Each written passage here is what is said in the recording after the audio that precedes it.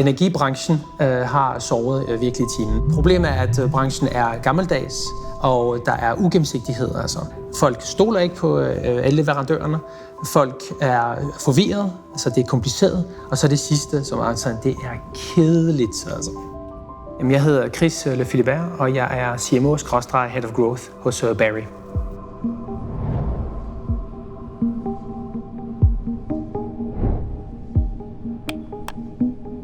Berry er en ny elleverandør, hvor alt foregår i en app.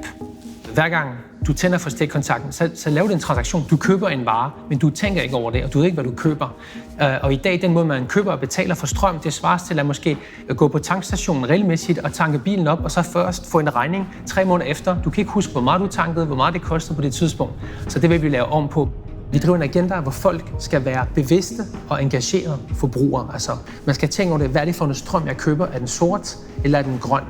I Danmark har vi haft stor fokus på at producere grøn strøm, men der har været alt for lidt fokus på at sige, hvordan skal vi så forbruge grøn strøm? En vindstrøm, den fluktuerer, så når det blæser, så er der masser af strøm, grøn strøm. Når den ikke blæser, så er der sort strøm.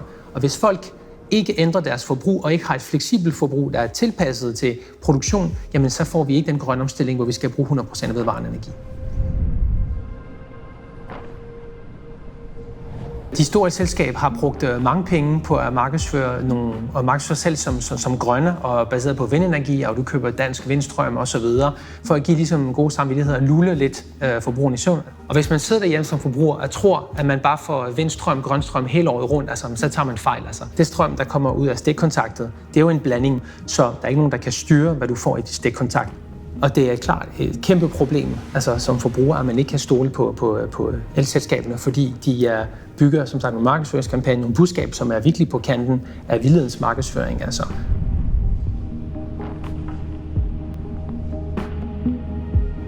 Hos Berry har vi ønsket om at lave det radikalt anderledes. Vi kommer ind og udfordrer markedet på forskellige punkter. Vi er det første elselskab, som ikke tjener penge på dit forbrug. Vi har kun et mål i abonnement.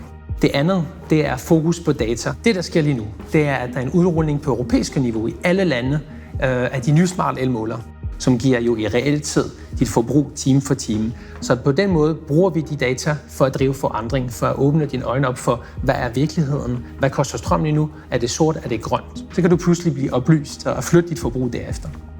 Vi udfordrer decideret virkelig det etablerede selskab på deres forretningsgrundlag at tjene penge på forbrug og på at fortælle sandhed gennem data og fuld gennemsigtighed.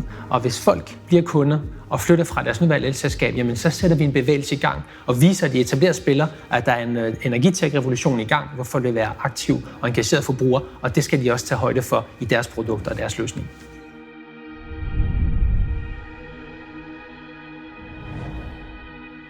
Altså, jeg elsker at være der, hvor der er virkelig forandring. Altså, det motiverer mig virkelig for at stå op om morgenen og være med til at drive en helt ny agenda i en branche, som skal forandres. Og det er en bølge, der starter, og vi skal forhåbentlig ikke være de eneste, der driver det. Så forhåbentlig bliver andre inspireret til at starte lignende selskab, eller de store selskaber kommer til at ændre deres forretningsmodeller og deres tilgang, så vi alle sammen kan skubbe den rigtige retning, så vi får et fleksibelt forbrug, der passer til et fleksibel produktion af vedvarende energi.